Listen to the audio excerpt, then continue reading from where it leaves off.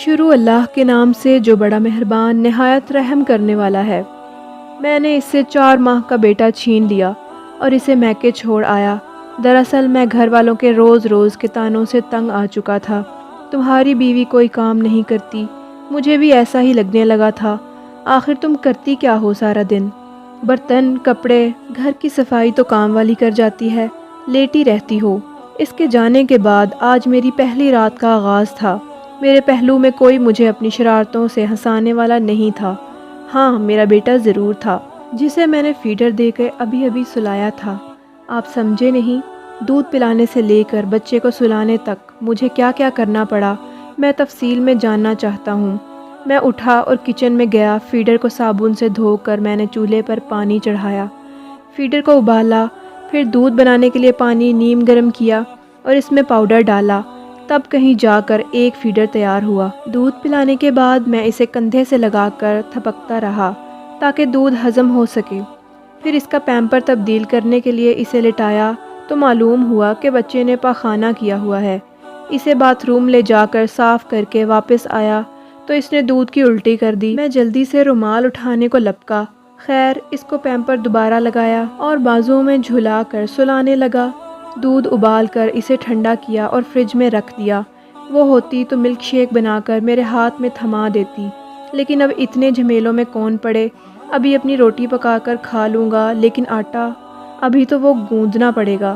شکر ہے سالن تو پکا پڑا ہے، بس کٹوری میں ڈال کر اوون کا بٹن ہی دبانا ہے۔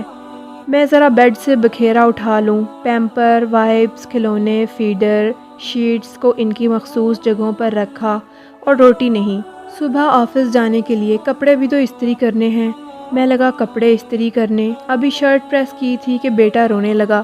اب کی بار میں اس کو جھولے میں ڈالا اور جھولا جھلانے لگا۔ بھوک سے میرا برا حال تھا۔ اللہ اللہ کر کے بچے کو سلایا اور ایک ریسٹورنٹ پر کال کر کے کھانا ڈیلیور کرنے کا آرڈر کیا۔ آدھے گھنٹے بعد کھانا میرے سامنے تھا۔ میں نے بڑے بڑے نوالوں میں کھانا ختم کر دیا، کیونکہ میں جانتا تھا اگر بیٹا دوبارہ جاگ اٹھا تو کھانا پڑا رہ جائے گا، پھر دوبارہ گرم کرنے کے لیے بھی ٹائم چاہیے اور مشقت بھی۔ مجھے اکتاہٹ ہونے لگی۔ گھڑی 11 بجا رہی تھی۔ میں بستر پر ڈھہ سا گیا۔ سائرہ، وہ چادر ہی الماری سے نکال دو، میں اوڑھ کر سونا چاہ رہا ہوں، لیکن نہیں، اب خود ہی اٹھ کر لینی پڑے گی۔ ابھی میں یہ سوچ ہی رہا تھا کہ UPS نے بھی جواب دے دیا اور پنکھا بند ہو گیا۔ اس سے پہلے کہ گرمی کے سبب میرا بیٹا جاگ جاتا اور چلانے لگتا، میں نے بیڈ سے چھلانگ لگائی اور جھٹ سے دستی پنکھا الماری سے نکال لایا۔ میں اس کو پنکھا جھولنے لگا اور ساتھ ساتھ نیند کی شدت سے خود کو بھی جھولنے لگا۔ 12 بجے بجلی آئی اور میں فوراً ہی سو گیا۔ 2 بجے بیٹے کے رونے کی آواز سے میری آنکھ کھل گئی۔ اچانک گہری نیند سے جاگنے پر میرے سر میں درد ہونے لگا۔ اسے بھوک لگی ہوئی تھی۔ میں سستی سے اٹھا اور اسے ڈبے کا دودھ بنا کر پلایا۔ 2:30 بجے کے قریب بیٹا سو گیا اور میں بھی۔ اس کے بعد بیٹا کب جاگا، کب تک روتا رہا، مجھے معلوم نہیں۔ البتہ جب صبح 8 بجے آنکھ کھلی تو وہ رو رہا تھا اور اس کے پیمپر سے مواد نکل کر بیڈ شیٹ پر جذب ہو رہا تھا۔ میں جلدی سے اٹھا، پیمپر تبدیل کیا، دودھ پلایا، بیڈ شیٹ کو دھویا اور ایک دھلی ہوئی بیڈ شیٹ بچھائی۔ 9:15 ہو چکے تھے۔ ناشتے میں جو میں دہی کھاتا تھا وہ سائرہ گھر میں بنا لیتی تھی۔ پتہ نہیں کس پہر بناتی تھی۔ میں نے چائے بنانے کی غرض سے ساس پین میں دودھ انڈیلا اور سوچنے لگا کون سا وقت تھا جب سائرہ مصروف نہیں ہوتی تھی۔ میری خدمت میں بھی کوئی کمی نہیں آنے دی۔ گھر میں صرف وہی 3 کام تو نہ تھے جن کے لیے میں نے نوکرانی رکھ دی تھی۔ ایک بچے کو سنبھالنا ہی کافی تھا اس کو تھکن سے چور کرنے کے لیے، لیکن وہ مجھے وقت پر کھانا دیتی۔ میں تھک جاتا تو مجھے دباتی، میں اداس ہوتا تو مجھے ہنساتی اور میری دلجوئی کرتی۔ میں کاروباری معاملات میں کشمکش میں پڑ جاتا تو وہ میرا حوصلہ باندھتی۔ میں سوچوں میں گم تھا۔ دودھ ابل کر شیلف پر آ چکا تھا۔ میں آہستہ آہستہ شیلف پر کپڑا لگانے لگا۔ تم کرتی کیا ہو سارا دن؟ واہ، تمہارا جسم کیوں درد کرنے لگا؟ کون سا پہاڑ ڈھایا ہے تم نے؟ اور پہلو بدل لیتی، شاید میرے طنزیہ جملوں پر آنسو بہاتی ہوگی، پر میں ظالم انسان نے پرواہ نہیں کی کبھی۔ کچھ دیر بعد خود ہی سائڈ بدل کر میرے چہرے پر جھک جاتی۔ I love you، تو میں جواباً مسکرا دیتا اور وہ اصرار کرنے لگتی نہیں، آپ I love you too بولیں۔ مجھے اس کی شرارتیں یاد آنے لگیں۔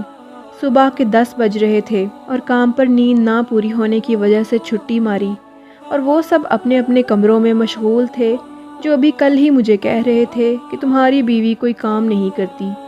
کسی نے مجھے چائے کا ایک کپ بھی بنا کر دینے کی زحمت نہیں کی۔ میں نے بچے کو گاڑی میں ڈالا اور گاڑی ان راستوں پر دوڑا دی جو راستے مجھے ہمیشہ کے لیے سائرہ کے ساتھ جوڑنے والے تھے۔ وہاں پہنچ کر میں نے دونوں ہاتھ جوڑ کر معافی مانگی اور وہ ہمیشہ کی طرح بڑا دل کر کے چلی آئی میرے ساتھ۔ شادی شدہ حضرات سے میری ریکویسٹ ہے کہ ٹھیک ہے، سب کا حق ہے آپ پر ہے، سب آپ کو مشورہ دے سکتے ہیں، لیکن ماں باپ کے بعد سب سے زیادہ حق آپ پر آپ کی بیوی کا ہے۔